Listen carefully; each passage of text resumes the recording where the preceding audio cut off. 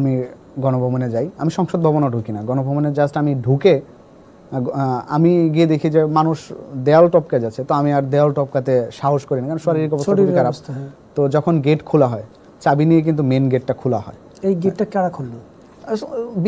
এখানে তো তখন আপনার সবাই ছিল, এখানে কিন্তু তখন ছাত্র থেকে মানে জনতা ছিল, সাধারণ মানুষ ছিল। আপনার ঢাকা শহরের কেউ আসলে কি বাসায় ছিল কিনা আমি জানি না, ওই টাইমে সম্ভবত ছিল না, সম্ভবত কেউ ছিল না, বাসায় ছিল না। যারা এই সরকারকে ঘৃণা করে, এই ফেসিবাদ সরকারকে যারা ঘৃণা করছে, এরকম একটা মানুষও ওই দিন বাসায় ছিল না, একদম শিশুও ছিল না আমি যেটা মনে করি।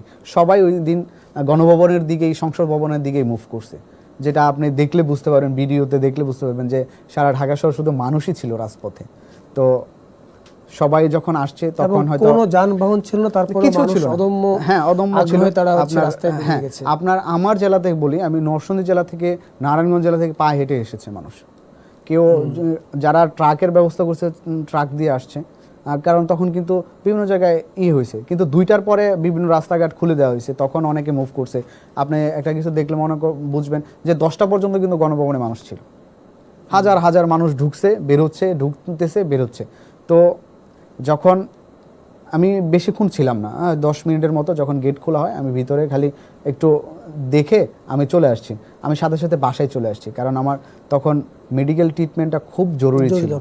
তো তখন প্রাথমিক একটা চিকিৎসা নেওয়ার পরে আমি 2 দিন রেস্ট করি। 2 দিন রেস্ট করার পরে আবার 7 তারিখ থেকে আমি ত্রাণের ব্যাপারটাতে আন্দোলনে জড়িত, বা ঢাকা ইউনিভার্সিটিতে কন্টিনিউর যাচ্ছি, এবং তাদের সাথে কি দিক নির্দেশনা, রাষ্ট্রে কি সংস্কার করা যায়, এই বিষয়গুলাই আসলে বিভিন্ন কথা হয়, বিভিন্ন মিটিংয়ে জয়েন করি। এবং তারপরে আপনি একটা পর্যায়ে দেখেন বন্যার যে পরিস্থিতির সৃষ্টি হয়, তখন ত্রাণের ব্যাপারটা নিয়ে ওইখানে যতটুকু নিজের সাধ্য ছিল কাজ করার চেষ্টা করেছি।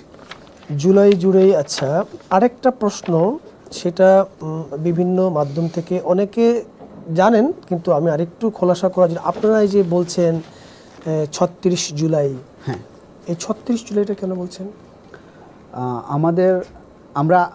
আপনি একটা জিনিস একটা সময় দেখবেন কি ওই 5 তারিখ থেকে গণনা করে আগস্টের 5 পর্যন্ত ওই ক্রমধারায় যাচ্ছেন বলে এটা বলছেন? আপনি একটা জিনিস দেখবেন, এটা পলিটিক্যাল কথা চলে আসে।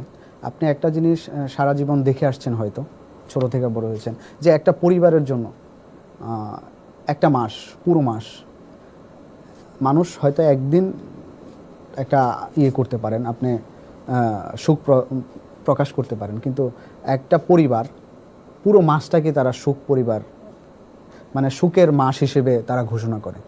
আমাদের ওইটা একটা প্রতিবাদ ছিল যে 36শে জুলাই আমরা আগস্টটাকেই ডিনাই করছি, যে আমরা আগস্ট কোনো মাস চাই না, আমরা কোনো পরিবারতান্ত্রিক কোনো মাস চাই না। এটা হচ্ছে আমাদের একটা প্রতিবাদ। আমাদের স্বাধীনতা অর্জন হয়েছে 36শে জুলাই, আমরা এটাই সবসময় সব জায়গায় প্রকাশ হয়। কেন হয়েছে? ওই যে আমি বললাম যে আমরা একটা পরিবারতান্ত্রিক যেই আগস্ট, যে একটা পরিবার হাজার হাজার কোটি টাকা এখানে ব্যয় হয়েছে, যেটা সাধারণ মানুষের, কখনো কোনো মানুষকে কি প্রশ্ন করা হয়েছে যে এই পুরো মাসটাকে আমি শোক দিবস হিসেবে পালন করি?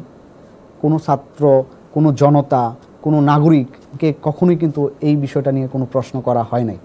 আপনি হয়তো দেখলে জানবেন, বা আপনি আমার থেকে সিনিয়র, আপনি বুঝেন। এই প্রশ্ন কিন্তু কখনো আসছে যে একটা মাস কেন সুখের মাস হইতে হবে? এই প্রশ্ন কিন্তু আসে নাই। তো আমরা ওইটাকেই একটা প্রতিবাদ স্বরূপ আমরা কিন্তু আপনার 31শে জুলাই আমরা কিন্তু একটা কর্মসূচি পালন করেছিলাম। সবার ফেসবুক ওয়াল দেখেছেন রেড কালার হয়ে গেছে। আমরা ওই সুখটাকে লাল কার্ড দেখিয়ে আমরা এই কর্মসূচিটা পালন করেছিলাম। দর্শক, এই ছিল আমাদের আজকের অতিথির সঙ্গে আমাদের আলোচনার পর্ব। আমরা এর মধ্যে দিয়ে জানলাম আজকের যে বাংলাদেশ, স্বাধীন বাংলাদেশ, যেখানে আমি স্বাধীনভাবে কথা বলতে পারি, হোক সেটা ভালো মন্দ, ন্যায় বা অন্যায়, কিন্তু আমার বলার যে স্বাধীনতা সেটা আছে। তার পেছনের যে ইতিহাস, তার পেছনের যে ত্যাগ, সেটা এই গল্পের মধ্য দিয়ে এইভাবে এসছে আর কি। এটা একটা গল্প না, এটা জীবনে ঘটে যাওয়া অভিজ্ঞতা। এবং আজকে এই ফয়সালের সঙ্গে যে আমরা আলাপ করে জানলাম যে কি বিপদ সময় ঘটনার মধ্য দিয়ে এই জাতি তখন এগিয়েছে। তার বিনিময়ে আজকে পেয়েছি আমরা এই বাংলাদেশ অক্ষুণ্ণ থাকুক, তাদের ত্যাগ যেন বৃথা না যায় সেই প্রত্যাশা করছি। আপনাকে অসংখ্য ধন্যবাদ আমাদের এই অনুষ্ঠানে আসার জন্য। আপনাকেও ধন্যবাদ এবং দীপ্ত টেলিভিশনকে অসংখ্য ধন্যবাদ যে আমাদের এই জুলাই আগস্টের গণ অভ্যুত্থানের যারা সামনে থেকে বিভিন্ন প্রকারে যুদ্ধ, আমি বলবো যুদ্ধই, আমরা ৭১-এর যুদ্ধ দেখি নাই, কিন্তু এই যুদ্ধটা দেখেছি সামনে থেকে, তাদের না বলা কথাগুলো প্রকাশ করার জন্য আপনাদেরকে আন্তরিকভাবে ধন্যবাদ। দর্শক, আমরা আগামীতে আরও কোনো অতিথিকে নিয়ে